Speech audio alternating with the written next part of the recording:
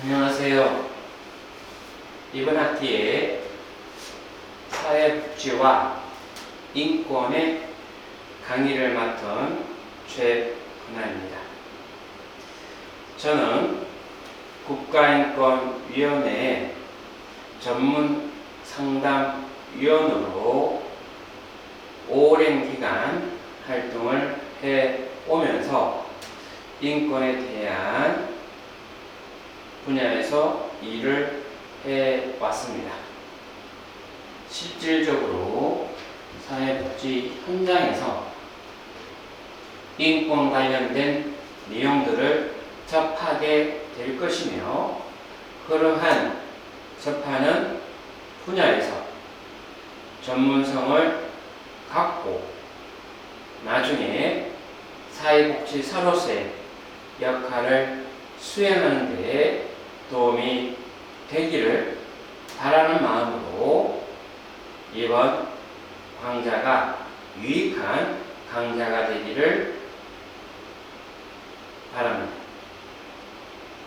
대학에 오셔서 여러가지 학습도, 캠퍼스의 낭만도 함께 하면 좋겠으나, 오미크론 때문에 실질적으로 동영상으로 강의를 하게 되므로 한계가 있음을 양해해 주시면 좋겠습니다.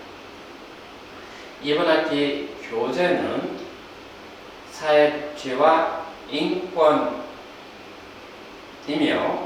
출판사는 학지사입니다. 김수정, 오선영, 김언희, 김대심이 함께 공조했으며 2021년 3월 1일에 발행한 책자가 되겠습니다.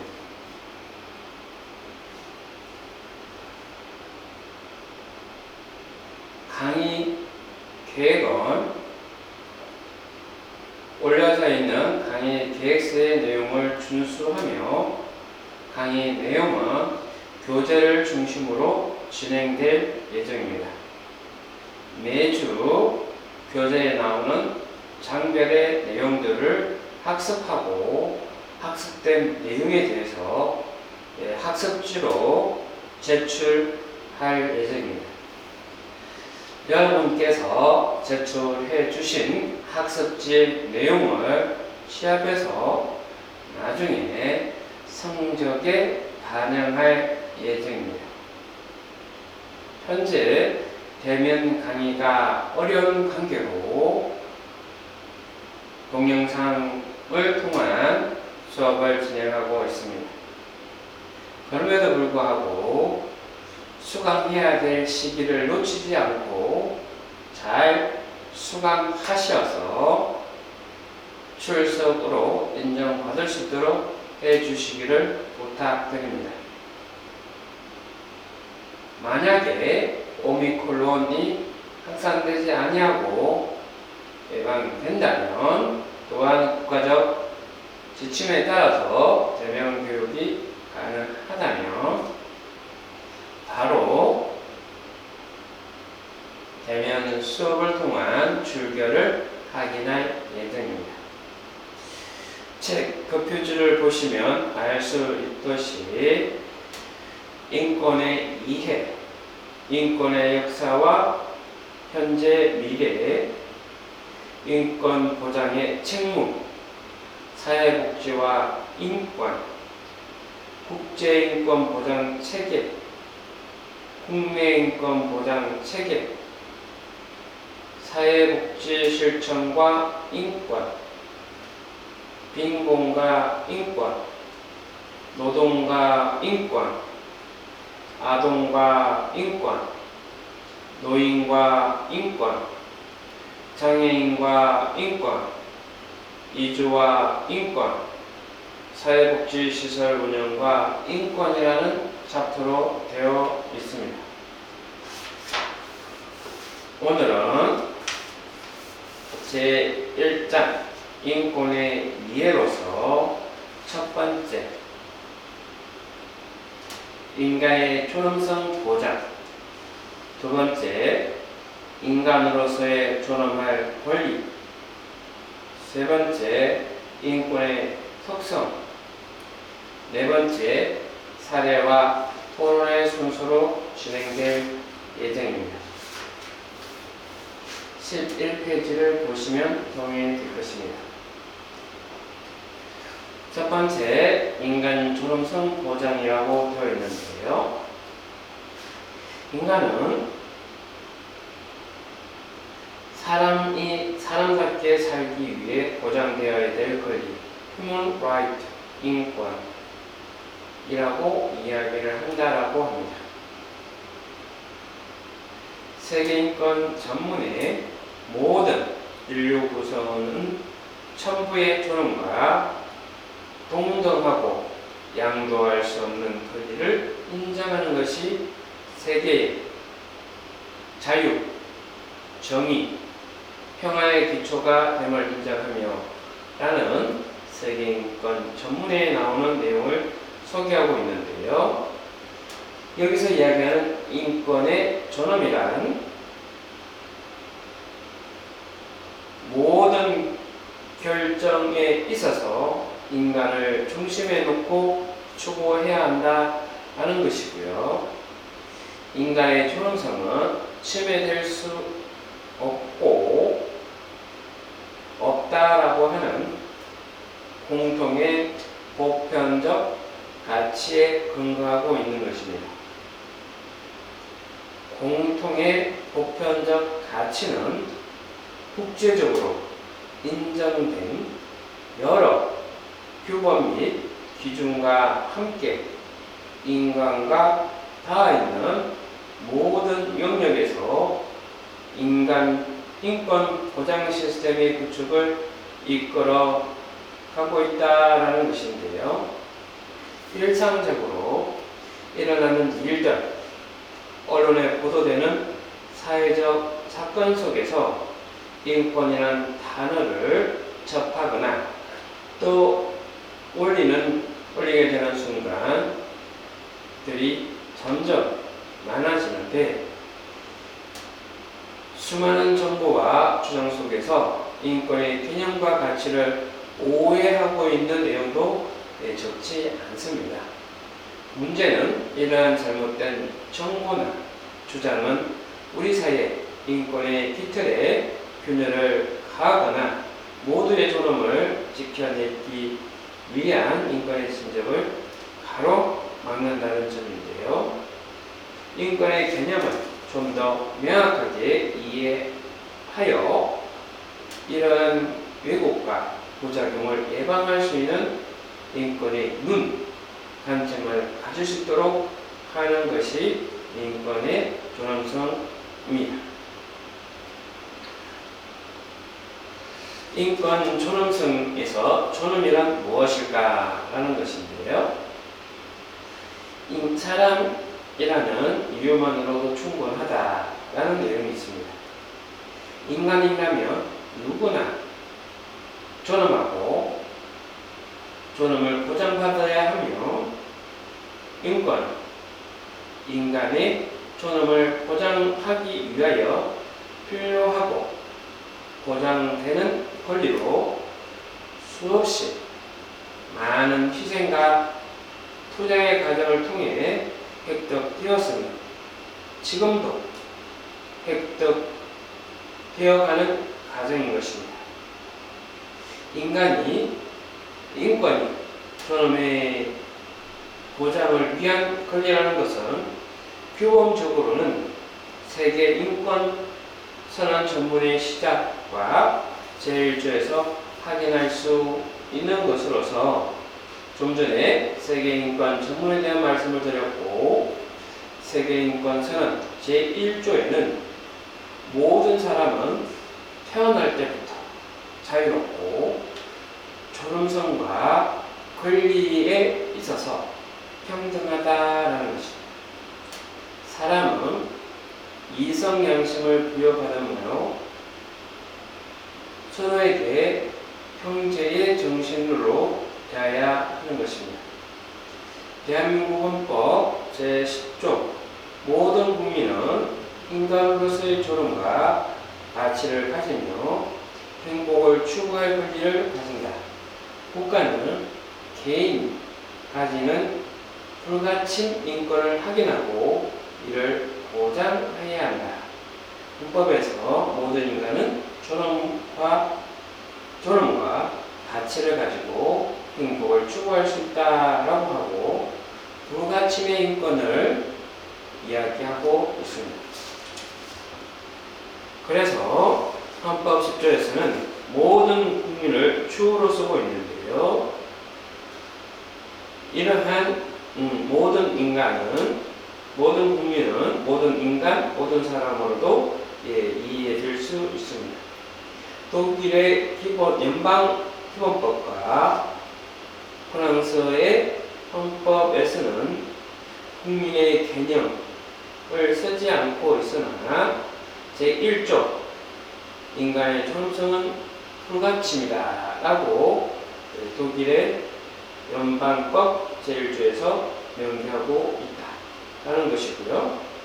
인간의 존엄성을 존중하고 보호하는 것이 모든 국가의 의무다라고 이야기를 하고 있습니다. 독일의 헌법의 내용은 그러합니다.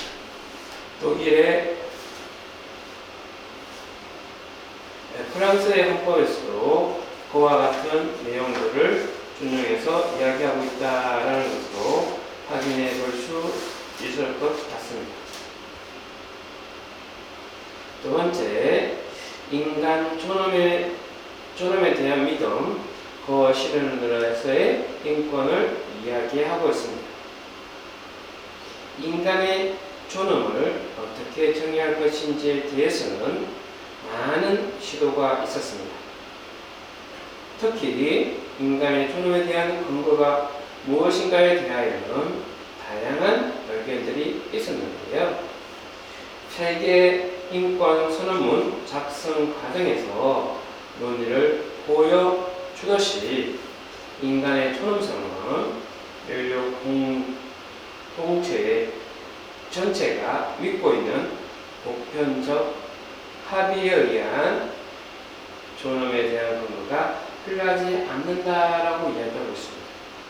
즉, 정의하는 것이 불가능하다라는 회의뿐만 아니라 그런 정의의 부작용을 염려하는 입장도 있다라고 하는 거죠. 뭐라고 명명하면 그 문구에 함몰될 수 있다라는 것인데요.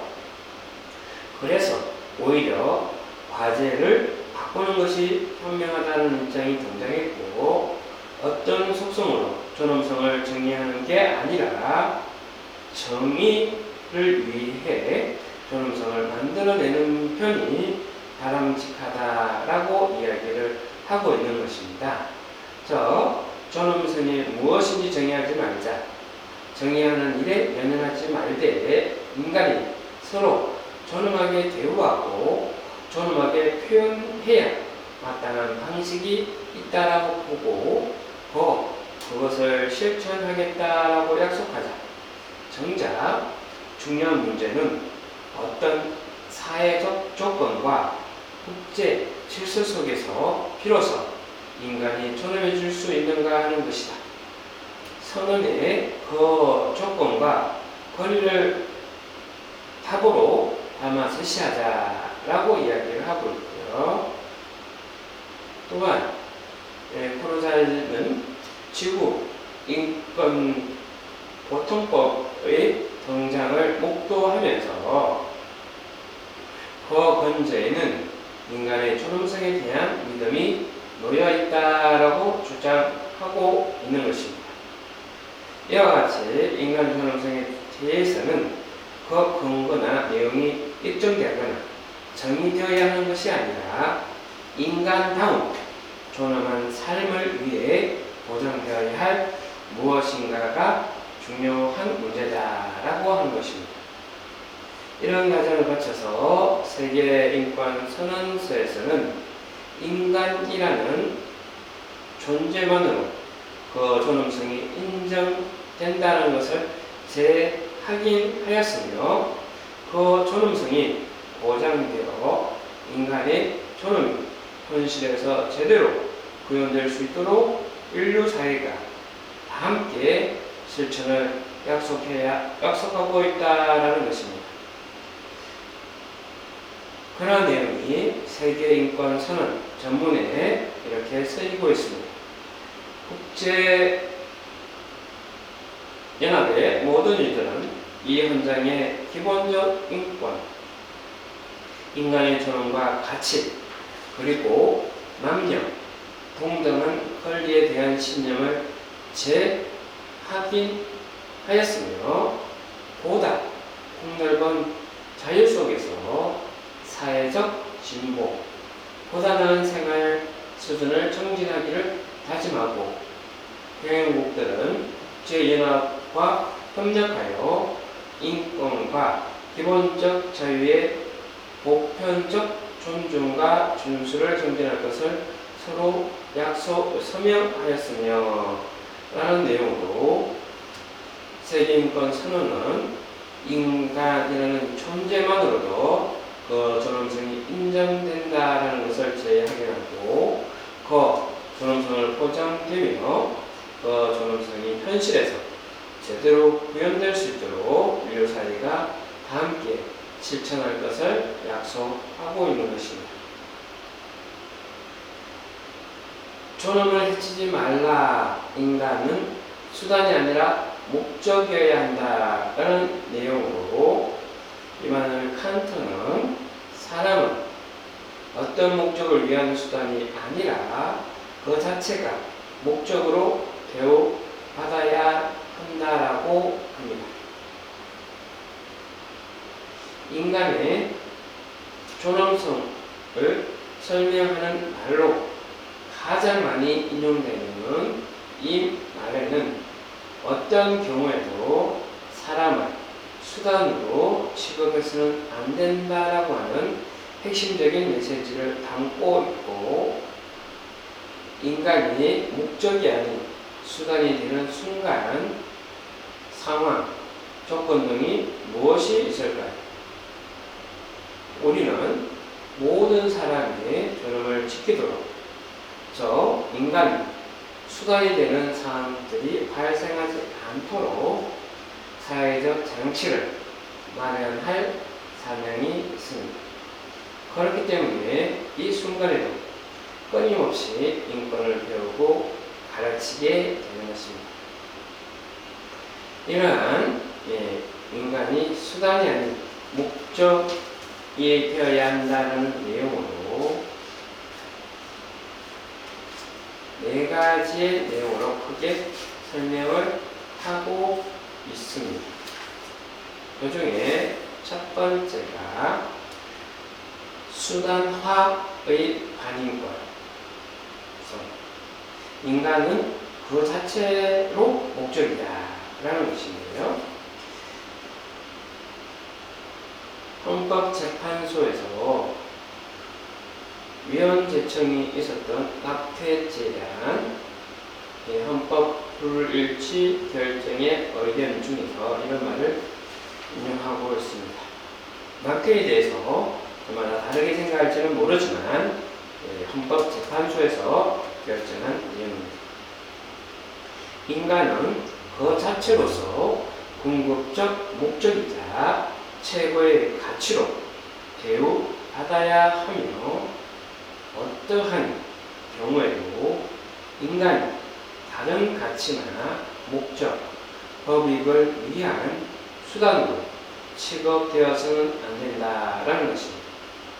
인간이 존엄성을 유지하며 살 수 있기 위해서는 그 자신이 다른 무엇을 위한 수단이 되지 말아야 하는 것은 당연하고, 몇 년 전 방송에서 한 정치인이 이런 취지의 말을 하면서 앞에 칸트의 메시지를 염두에 두고 일화의 문제점을 생각해 보자는 것인데요. 아니, 대한민국이 왜 혈전선이에요? 자꾸 헬조선 하지 말자고요. 외국에 살던 제 지인이 얼마 전에 귀국했는데 너무 좋다는 거예요. 가구등 뭐든 배달도 AS도 빠르지 너무 살기 편하다고 그러니 원더풀 코리아라고 하죠. 라는 말이 있었습니다. 알 수 없는 노릇이다 라는 것이죠. 누군가에게는 헬조선이라 할 만큼 소위 인간답게 살기 힘든 삶을 누군가는 너무나 편리하고 좋다며 칭송한다니 이런 온도 차이는 어디에서 기인하고 우리 모두의 인권은 어떤 영향이 미칠까요? 저 편리함은 어디로부터 오는 것일까요? 나에게 그 편리함이 있어서 나에게는 편리하고 남에게는 불편하지는 않는지 편리함이 나에게 오기까지 여정 속에서 수많은 사람들이 존재하고 또 현대사회에서 그 누구도 완전하게 독자적으로 살 수 없고 인류는 눈에 보이게 보이지 않게 끊임없이 되어진 존재라는 것입니다. 이걸 아는 사람이라면 누구나 인간으로서 존엄과 가치를 가진다는 것을 확인할 수 있는데요. 지금 나의 편리에 연결되어 있는 끊임없는 그들의 존엄성이 편리를 위해 손상되고 있는 것은 아닌가. 그렇다면 인정하기 싫지만 나의 편리함에 누군가가 수단이 된 것이다 라는 것이죠. 일터의 존엄한 일자리, 노동권의 보장은 바로 이와 같이 그 누구도 수단화된 삶을 살지 않도록 하는 중요한 인권 장치입니다. 다시 앞에서 소개한 일화로 돌아가자면 그 온도차가 어디에서 기인한 것인지 볼 것인데요. 그의 세계에는 편리함 뒤에는 존재하는 사람이 없다는 것입니다. 거기에 사람이 있다는 것을 인식하지 못한 가세에 거기에 있는 사람들의 존엄하지 못한 상황에 대한 인식도 없는 것이죠. 결과적으로 의식적이든 무의식적이든 편리함 뒤에 있는 그들은 수단화된 셈입니다. 더 문제는 말하는 이가 정치인이라는 점입니다. 정치는 모든 사람이 인간답게 살 수 있게 조정하는 역할을 수행해야 하는데요. 지금 심각하게 수단화된 삶을 읽어내지조차 못하다 보니 오히려 그 상황을 더 공고하게 만들고 있다는 것입니다. 이래서는 우리 모두가 존엄이 위험합니다. 누군가를 만난다라는 무게감 있는 이 표현은 그를 하나의 주제를 보고 상대한다는 뜻에 담겨 있고 내 나름의 관점을 가지고 세상을 조망하는 것처럼 그도 세상을 보는 존재이며 따라서 그 자체가 목적으로 취급되어야 한다라고 하는 사실인 것입니다. 두 번째 이야기는 타자와의 반인권성입니다. 인간의 존엄성을 박탈하는 타자를 말하는 것인데요. 존재하는 사람을 보지 않는 것을 타자화라고 할 수 있고, 즉 타자화는 그들을 동등하게 존엄한 존재로 인정하지 않는 것입니다. 옛날에 신분제도, 노비라고 볼 수 있는 제도처럼 노예제도가 바로 극단적 예인데요. 노예는 물리적 공간 속에서도 사회에서는 존재한다 해도 사람의 눈에는 동등한 사람으로 보이지 않는다는 것입니다. 동등하지 않기 때문에 동등한 처우를 안 해도 된다라는 입장으로 갈 수 있어서 동등한 눈으로 보는 게 중요한 것이고요. 사람에게 존엄해야 할 모든 사람에서 배제한다는 것은 노예 상태에 놓이는 것과 마찬가지로 타자와의 위험성은 바로 여기에 있는 것입니다. 그런데 선언적으로 모든 사람은 누구나 인권을 가진다에 동의하면서도 구체적 상황에서는 다른 입장에 동의하거나 심지어 다른 입장을 취하는 모순을 품고 있습니다.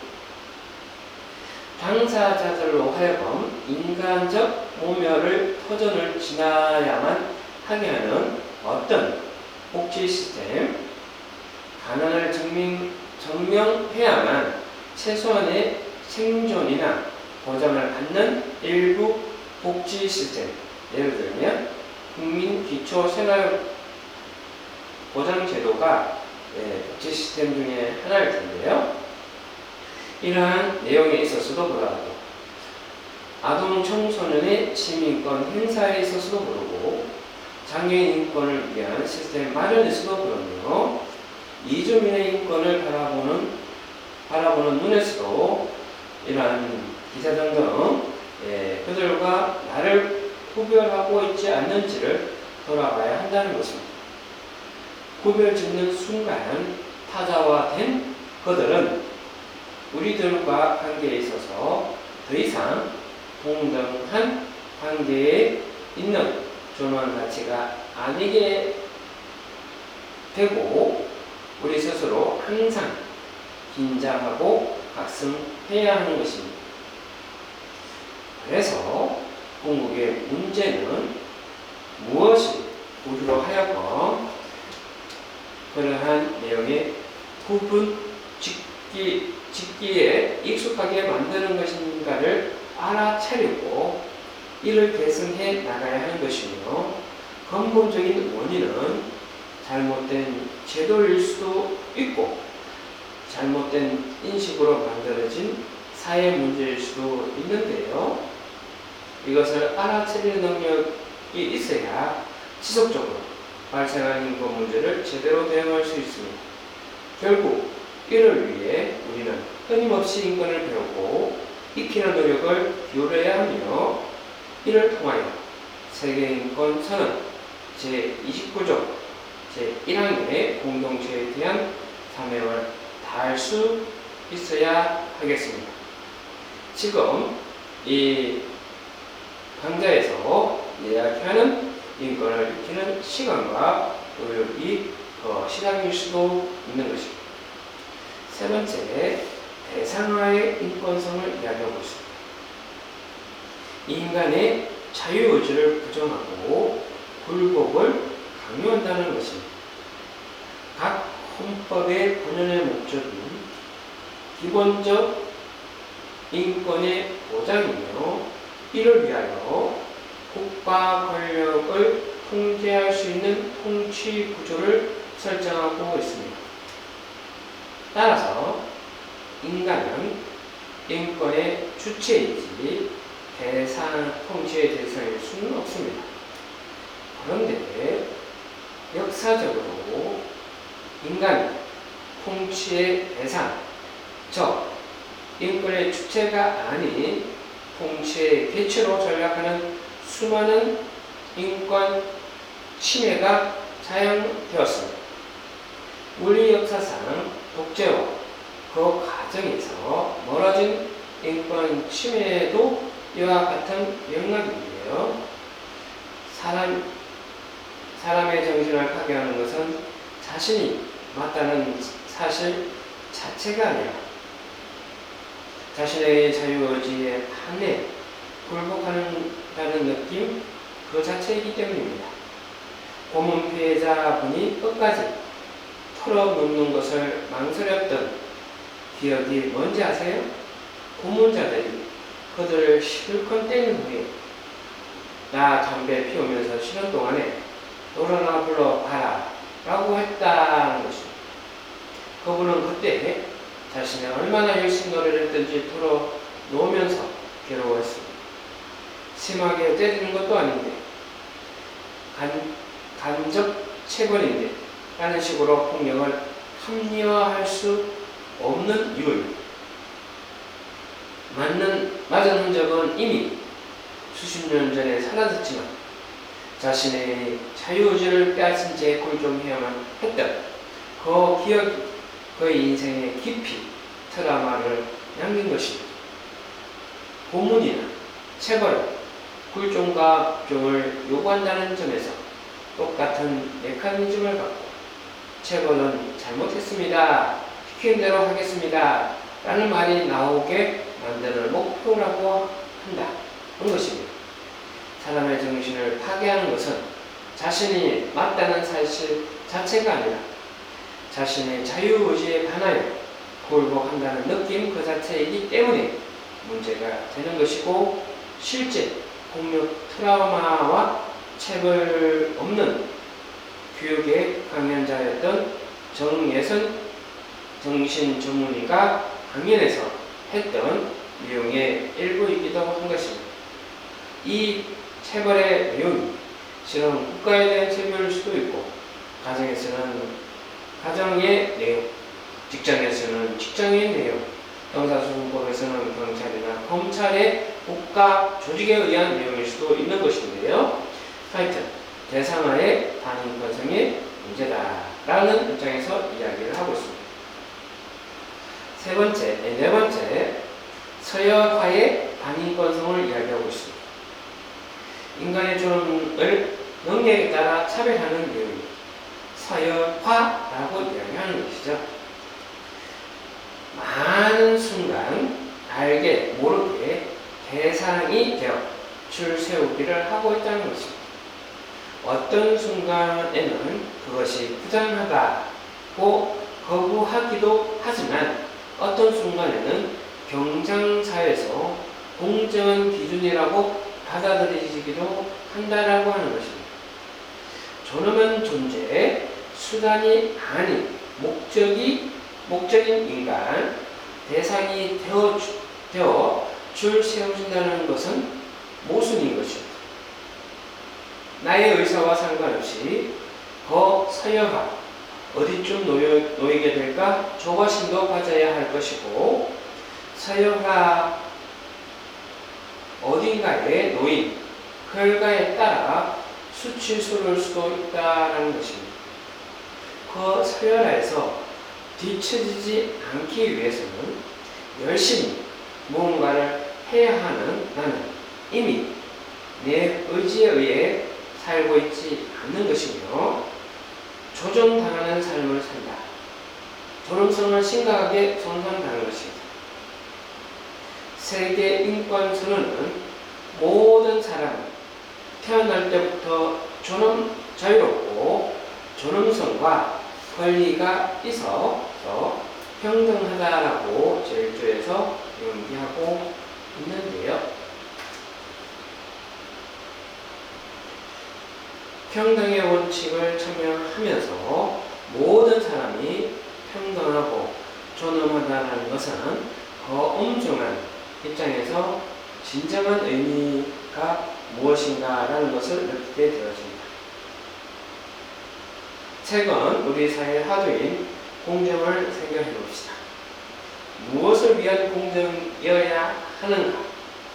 존엄한 삶을 위한 경쟁이어야 하며, 그래서 그 경쟁이 공정해야 한다는 것일까요?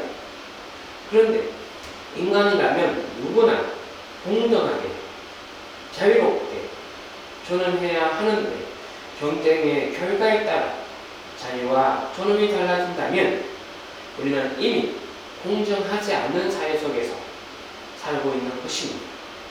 경쟁이 공정해야 하는 것이 아니라 경쟁과 상관없이 인간다운 존엄한 삶이 일반적으로 보장되어야 공정한 것이다. 그래야 인권의 본래 가치대로 모든 사람의 존엄성 보장이라고 하는 인권 가치가 지켜질 수 있다라고 하는 것입니다. 경쟁의 구도 안에서 각자 도생의 쳇바퀴에 갇혀 끊임없는 서열화를 강요당하고 결국 순환화된 삶을 사는 것이 문제인 것입니다. 헌법재판소에서 존엄성에 대한 결정 내집이 있었습니다. 2010년 2월 25일에 했던 헌법재판소의 결정은 그러합니다. 헌법 제1조에 규정하고 있는 인간의 존엄과 가치는 헌법 이념의 핵심이다라는 것이고, 헌법 제10조는 모든 기본권의 종국적 목적이자 기본 이념이라 할 수 있는 인간의 존엄과 가치를 규정하고 있다. 이러한 인간의 존엄과 가치 존엄은 헌법 이념의 핵심으로서 국가는 헌법에 규정된 개별적 기본권을 비롯하여 헌법에 열거되지 아니하는 자유와 권리까지도 보장하여야 하고, 이를 통해 개별 국민이 가지는 인간으로서 존엄과 가치를 존중하고 확보되어야 한다는 헌법의 기본 원리를 선언한 것이라고 판단하고 있습니다. 2011년 8월 30일에 인간 존엄성은 최고의 헌법적 가치이자 국가 목표 규범이라고 이야기했습니다. 1997년 현재는 모든 국민은 인간다운 삶을 살 권리를 가지며 국가는 생활 능력이 없는 국민을 보호해야 될 의무가 있다라고 하는 헌법의 규정을 입법부나 행정부에 대해서 국민 소득, 국가의 재정 능력과 정책 등을 고려하여 가능한 범위 안에서 최대한으로 모든 국민이 물질적인 최저 생활을 넘어서 인간의 존엄성에 맞는 건강하고 문화적인 생활을 누릴 수 있도록 해야 한다는 행위의 지침, 즉 행위 규범으로서 작용한다라고 합니다. 2006년 5월 25일 현재는 직업 선택의 자유는 직업은 헌법적으로 보호 가치가 있는 직업에 한정한다는 것이므로 취업에 사용할 목적으로 돈을 매매하는 행위는 인간의 존엄성을 천명할 수 있는 현행 헌법하에서는 직업의 자유를 보호하지 않는다라고 판단했습니다. 이동전화번호를 구성하는 숫자가 개인의 인격 내지 인간의 존엄성과 관련한 어떠한 관련을 가져 이러한 숫자의 변경이 개인의 인격 내지 개인의 인간의 존엄에 영향을 미친다고 보기 어렵다라고 2013년 7월 25일에 판단한 헌법재판소의 결과입니다. 열거했던 내용들을 정리하면 헌법학자들은 헌법재판소가 인간 존엄성의 근거를 크게 두 가지로 보고 있는데요. 자율적 결정권 그리고 모욕당하지 않을 권리로 보고 있습니다. 자율적 결정권은 자기 운명에 대한 결정권, 즉 본인의 의사와 상관없이 다른 것, 특히 국가나 사회간섭 등에 의해서 자신의 삶이 규율되는 것에 대한 거부입니다. 모욕당하지 않을 권리는 인간이라면 심한 창피나 모욕을 받지 않을 권리를 제시하고 있다는 것인데요. 인간의 존엄에 산하는 생활에 필요한 최소한의 물질적 생활의 유지에 필요한 거부를 요구할 수 있는 구체적 권리로 인정하면서도 구체적 사안에서는 그 수준을 매우 낮게 판단하고 있음을 문제로 지적하고 있습니다. 이와 같이 인간 존엄성에 산하는 것은 인간다운 삶을 영위함에 필요한 조건, 즉 인간의 품격에 따른 최소한의 수준을 보장받는 것이고, 인간의 존엄은 오늘 물질적인 측면뿐만 아니라 오히려 정신적, 문화적 측면에서 보장 역시 중요해지고 있습니다. 헌법재판소에서 소극적 판단이라고 하는 제10조의 의미를 몰각한 것이며, 제34조의 사회복지 국가원칙 정신에 어긋난다라고 하는 것인데요. 국가인권위원회는 위원회법 제2조 제1호에는 인권은 대한민국 헌법 및 법률에서 보장하거나 대한민국이 가입 비준한 국제인권규약과 국제간섭법에 인정하는 인만으로서 존엄과 가치 및 자유와 권리를 말한다라고 하고 있습니다. 국가인권위원회는 우리 역사상 최초로 인권의 의미를 정의를 규범적으로 정의하였다라고 판단을 받는데, 이는 국가인권위원회라고 하는 조직 구성과 운영에 대한 법인 만큼 더 구체적인 내용을 담고 있지는 않습니다. 다만 다음과 같이 국가인권위원회에서 결정한 내용들을 볼 수 있는데요. 인간 존엄성에 대한 국가인권의 결정 내집들을 참조하면 그렇습니다. 경찰의 강제 집행 현장에서 부작위에 의한 인권 침해 사례를 이야기하는데요. 강제 집행 과정에서 불법 용력에 의한 피해자들이 폭행을 당하는 사건이 발생하였음에도 불구하고 피진정인 1위 정보경찰들을 현장에 배치하거나 용역들 소속들을 확인하고 건물 내부 사항을 경찰관들로 하여금 확인하게 하는 등 폭력 사항을 중지시키거나 해결하기 위한 최소한의 조치를 하지 않는 것은 경찰관 직무집행법 제5조에 의한 피해자들의 생명, 신체 보호를 위한 조치를 다하지 않는 것으로서 헌법 제10조 및 제12조에서 보장하는 인간의 존엄과 신체의 안전을 부작위에 의한 침해한 행위로 판단하는 것입니다.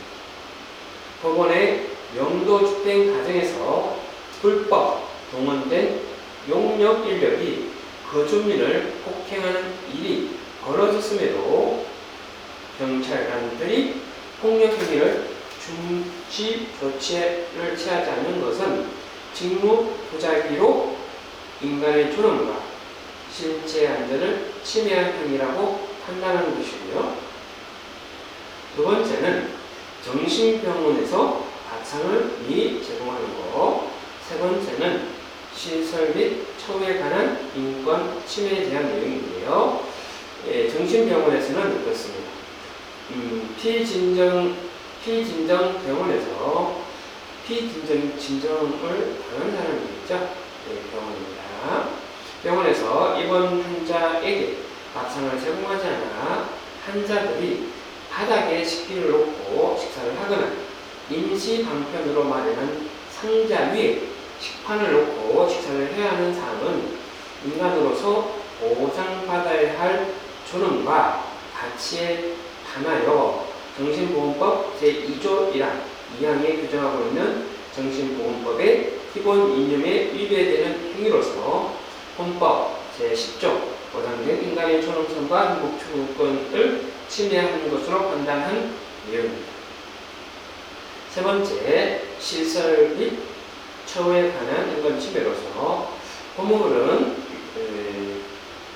국가인권위원회에 제출한 의견서에서 땡땡 교도소의 징벌실의 면적이 155cm, 144cm로서 0.66평으로 대각선의 경이 210cm 이상인 경우로 실제 평균 신장의 수용자는 이름이 대각선으로 시침할 시 다리를 뻗고 수면을 취할 수 있다라고 하고 있으나 일반인 상식에 비추어 보더라도 정방형 거실 내에서 대각선으로 지침을 하는 것 자체가 부자연스러울 것뿐만 아니라 나아가 징별실 외에 2인 이상이 수용되는 경우 다리를 뻗고 수면을 취할 수 없음을 알 수 있다.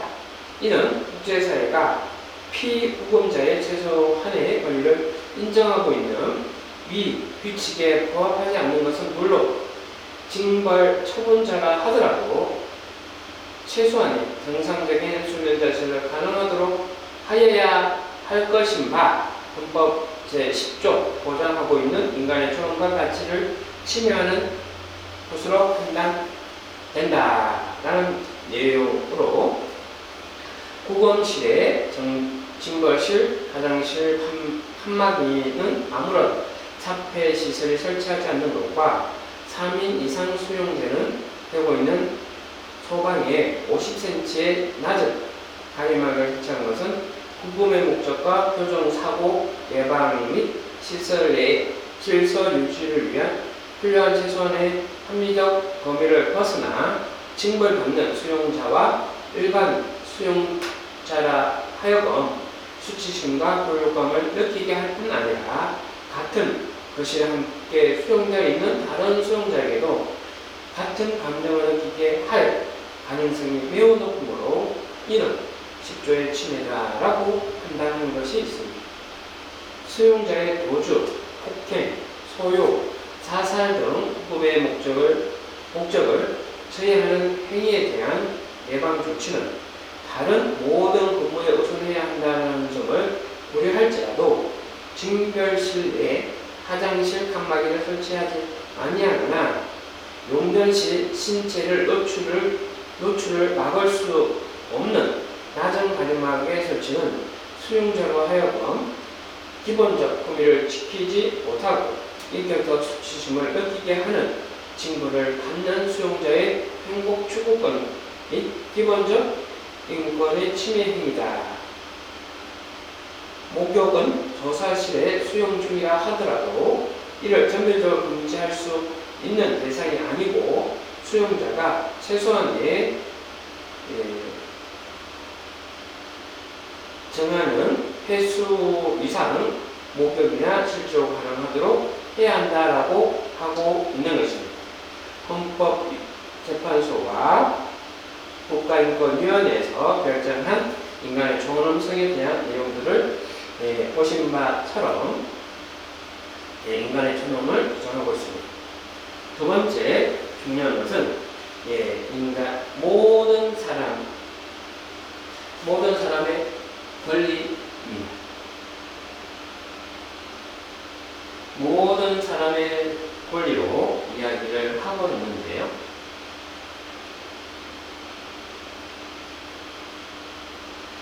모든 사람의 권리는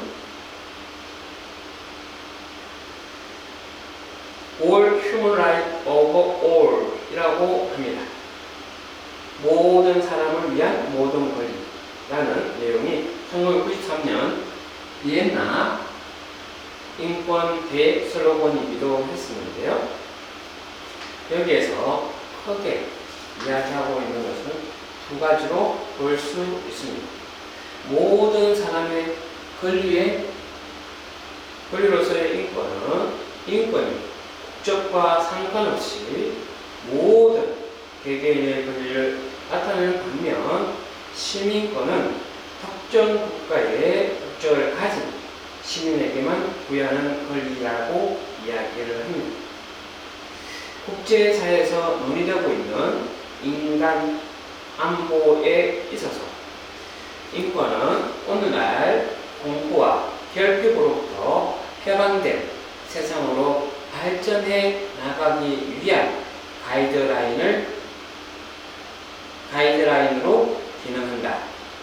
세계인권 전문은 모든 인류 구성원의 전부 존엄과 동등하고 양도할 수 없는 권리를 인정하는 것이 세계의 자유, 정의, 평화의 기초됨을 인정하며 하는 맥락으로 모두 인권 가치가 인류 전체적으로 보장될 때 세계 평화 역시 가능하다고 확인하고 있습니다. 실질적으로 모든 인간, 모든 사람이라는 입장에서 누구나 라고 이야기하는 것인데요. 인권에 있어서 개인은 누구를 배제하지 않고 모든 사람이어야 한다는 것인데요. 인간의 존엄성은 인류 전체가 공유하는 인간의 공동체 지위입니다. 같은 문명에서 인간의 존엄성을 보장은 단일 국가에서 과제가 아니라 인간 본성의 보장이라는 점에서 세계 보편적 과제인 것입니다. 모든 사람의 권리로서 인권의 가치를 깨질 경우 인류 전체의 안전이 위협받는다는 것이고, 그 누구의 존엄성이 다치게 된다면 우리의 존엄성도 함께 손상되는 것이며, 그만이 존엄성이 손상되는 것이 아니다라고 하는 것입니다.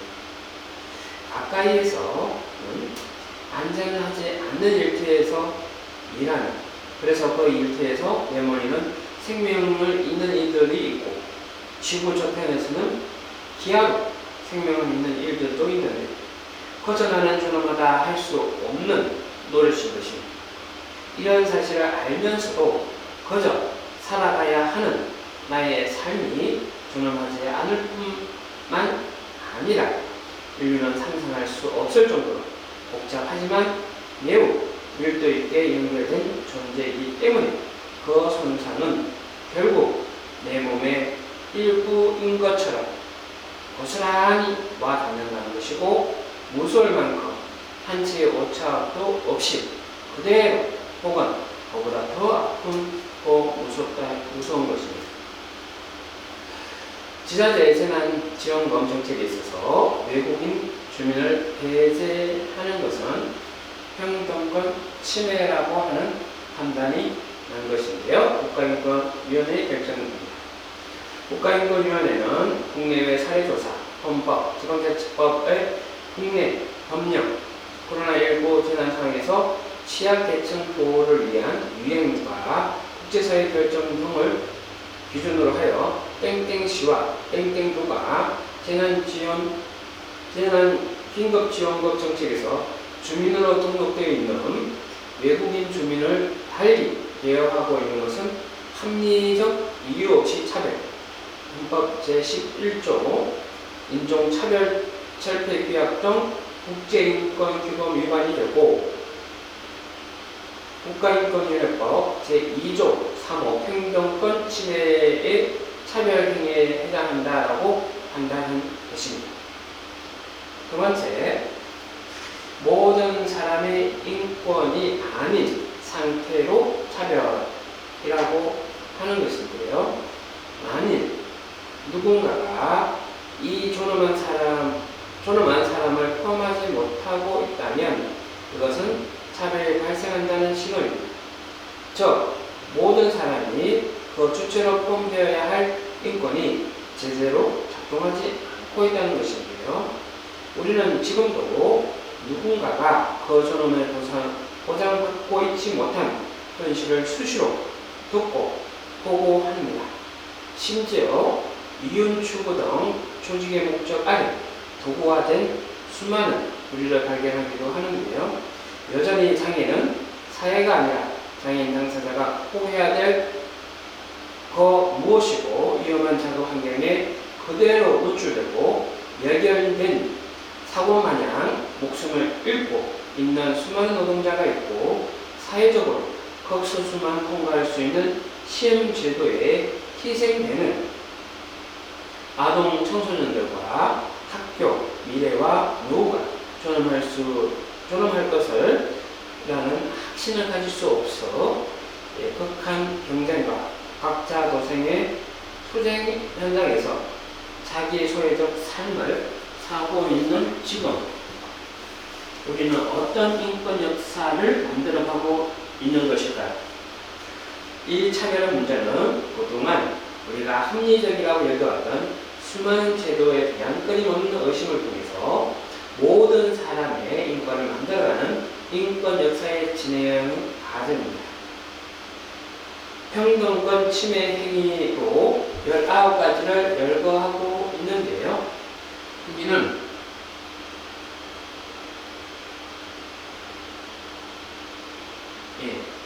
국가인권위원회법에서는 제2조 제3항에서 이야기하고 있습니다. 평등권 침해의 차별 행위란 합리적 이유 없이 성별, 종교, 장애, 나이, 사회적 신분, 출신 지역, 출신 국가, 출신 민족, 용모 등 신체 조건, 기혼, 미혼, 별거, 이혼, 사별, 재혼, 사실혼 등의 혼인 여부, 임신 또는 출산, 가족 형태 또는 가족 상황, 인종, 피부색, 사상 또는 정치적 의견, 형의 효력이 실효된 전과, 성적 지향, 학력, 경력 등의 이유라고 이야기를 하고 있는데요. 이러한 주목해야 될 사항은 다만 현존하는 차별을 없애기 위하여 특정한 사람들의 집단을 포함한 것으로서 잠정적으로 우대하는 행위, 이를 내용으로 법령 제정, 개정, 정책 수립, 집행은 평등권 침해 차별 행위로 보지 않는다라는 관선 내용입니다. 이는 적극적 우대 조치라고 하는 것인데요. 예를 들어 미국 대학의 입학 시에 허긴 정원은 별도로 할당하는 제도로 우리 경우에는 과거 외무고시 등에서 여성 할당제가 있었던 것처럼 현재 시행되는 장애인 고용할당제를 들 수 있습니다. 이러한 적극적 평등 실현 조치를 함으로써 역사적으로 사회로부터 차별받아온 일정 집단에 대해 그러한 차별로 인한 불이익을 보상해주기 위하여 그 집단의 구성원이라는 이유로 취업이나 학교 입학, 기타 사회적 이익을 직접 또는 간접으로 부여하는 정부 정책을 말하는데요. 적극적으로 평등 실현 조치로서는 세 가지로 기회의 평등보다는 결과의 평등, 실질적 평등을 추구하는 정책, 두 번째, 개인보다는 집단에 초점을 맞추는 개념, 세 번째, 항구적 정책이 아니라 구제의 목적을 달성하게 되면 종료하게 되는 잠정적 조치라는 특성입니다. 이런 것이 실제 인간의 존엄성에 대한 보장에 대한 내용들을 학습했고요. 두 번째, 인간으로서 존엄할 권리에 대해서 이야기를 하고 있습니다. 인권이라 할 수 있으려면 인간다운 삶을 살기 위해 누구에게나 인정되는 정당한 권리여야 하고, 여기에 정당하다는 의미는 주장하는 권리의 이용이 다른 사람의 권리를 침해하지 않고 다른 사람을 지배하지 않으면서도 성인될 수 있어야 정당하다라는 것인데요. 모든 권리가 인권인 것은 아닌 것입니다. 인권이 사람이 사람답게 살기 위해 마땅히 보장되어야 할, 그래서 그 정당성을 인정되는 권리의 의미를 하는 것을 볼 수 있는데요. 26페이지에 모든 권리의 주장은 인권이라고 하면서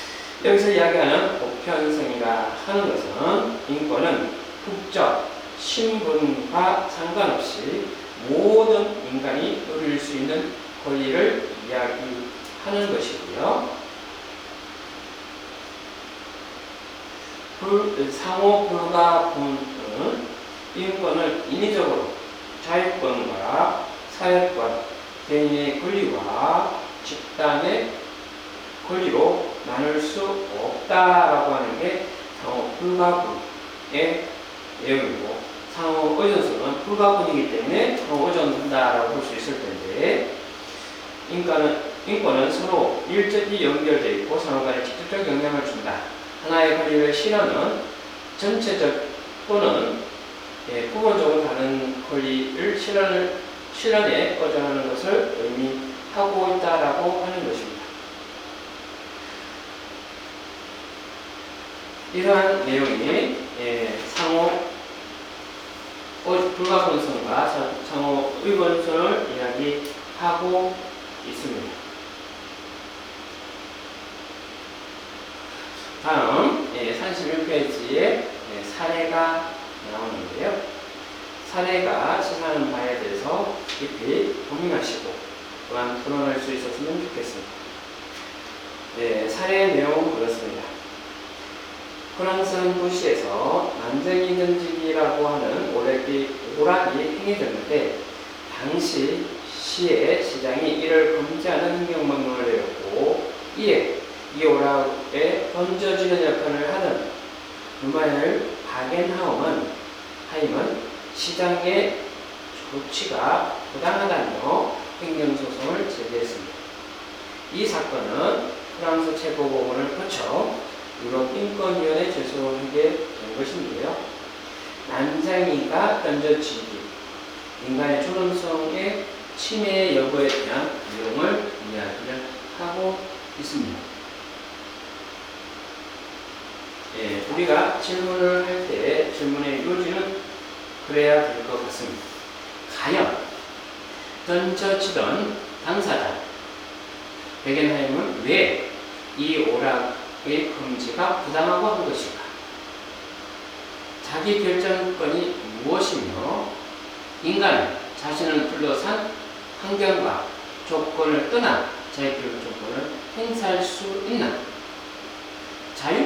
자유권, 평등, 사회권의 관계는 인간의 불가분성이라고 하는 특성을 염두에 두고 이해한다면 법원은 어떤 판단을 해야 할 것인가?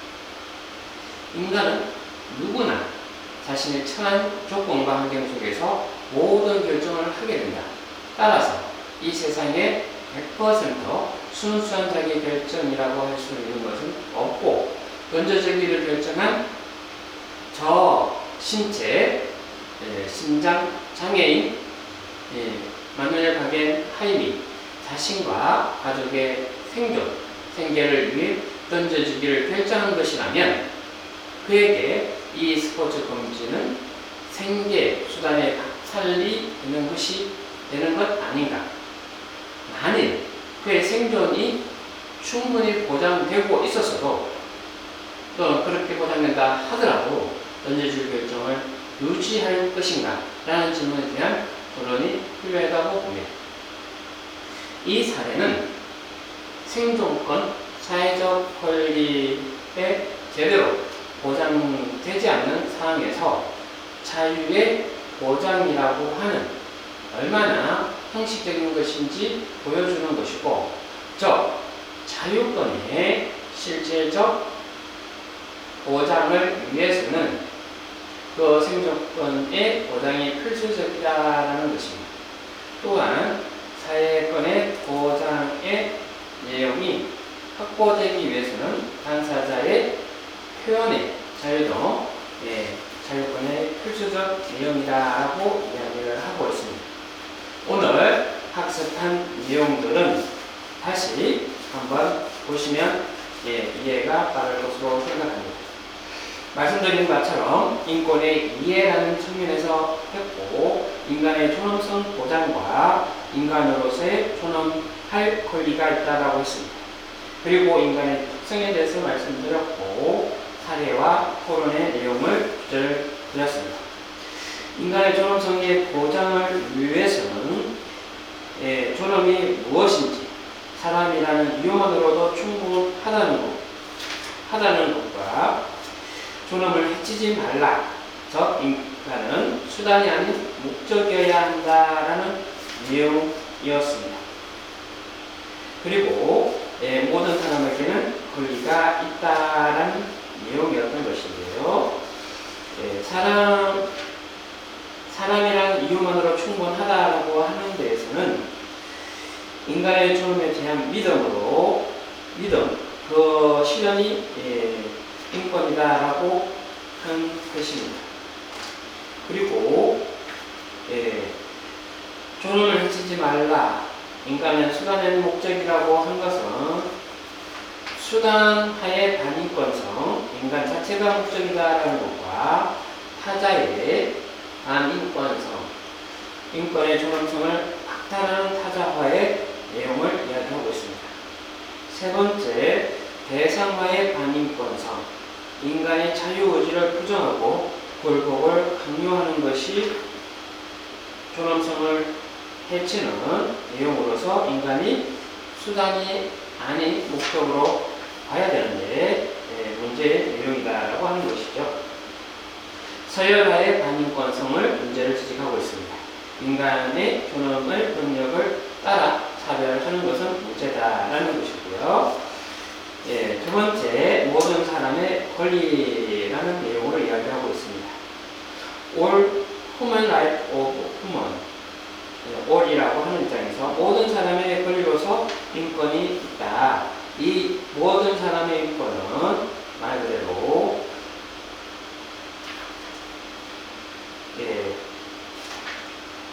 인권이라 함은 차별받지 아니하고 있는 그대로 정당하게 모든 사람이면 다 해야 한다라는 내용을 이야기하고 있는데요. 지자체의 재난지원금 정책에 대한 국가인권위원회 판단도 그와 무관치 않다라고 볼 수 있을 것 같습니다. 그리고 모든 사람은 인권이 아닌 상태에서 차별에 대한 내용들을 이야기했었습니다. 국가인권위원회에서 말하고 있는 사례에 대해서 짚어보게 되었는데요. 차별에 대한 내용들을 이렇게 규정하고 있다는 점에서 국가인권위원회에서 이야기하는 차별의 내용들이 이처럼 많다라는 것을 이해할 수 있겠습니다. 성별, 종교, 장애, 나이, 사회신분, 출신 지역, 출신 국가, 출신 민족, 용모 등 신체 자유, 혼인 여부, 임신 출산, 학력, 가족 사항, 인종, 피부색, 사상 정치적 의견, 정과, 성적 지향, 경력으로 19가지를 이야기하고 있습니다. 인간으로서 존엄할 권리로서 권리와 인권에 대해서 이야기를 하고 있는데요. 여기는 다른 사람의 존엄을 보장하는 권리는 인권이 아니다라는 입장에서 정당한이라는 의미의 중요성을 이야기하고 있습니다. 그리고 인권에 있어서 권리의 주체와 의무자라는 입장에서 권리를 보장해야 될 의무는 국가에게 있다라고 이야기를 하고 있습니다. 세 번째, 인권의 특성은 세 가지를 이야기하고 있는데요. 보편성과 상호 불가분성, 상호 의존성을 이야기하고 있습니다. 보편성은 국적이나 신분 등 그의 정체성을 구성하는 그 어떤 조건과도 관계없고 모든 인간, 즉 사람이라면 누구나 인정받을 권리, 즉 재력, 인종, 시간, 장애, 나이 등 어떤 조건과 관계없이 인간이라면 누구나 누려야 될 권리가 보편적으로 요구된다라는 것으로서 태어날 때부터 동등한 존엄을 보장받는 사람이 있다라고 하는 것이고요. 그리고 불가분성과 상호 의존성으로서 불가분성은 인권을 분리할 수도 없고 모든 권리를 동등하게 위계적인 질서에 의해서 순위와 우선성을 보유할 수 없음을 이야기하는 것이 불가분의 성이다라고 이야기를 하고 있습니다.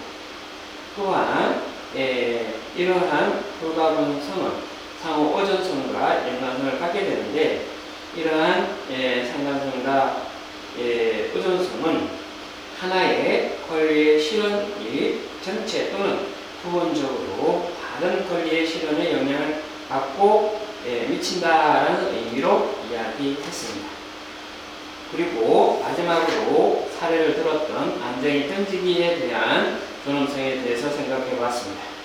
적극적 자유와 소극적 자유, 그리고 자기의 생명을 걸고 하는 직업의 내용인지 여부를 생각하고 우리가 인권을 폭넓게 고민하고 접근해야 되지 않을까 싶은 첫 번째 방장, 인권의 일이었습니다. 수고하셨습니다. 이상 마무리하겠습니다. 감사합니다.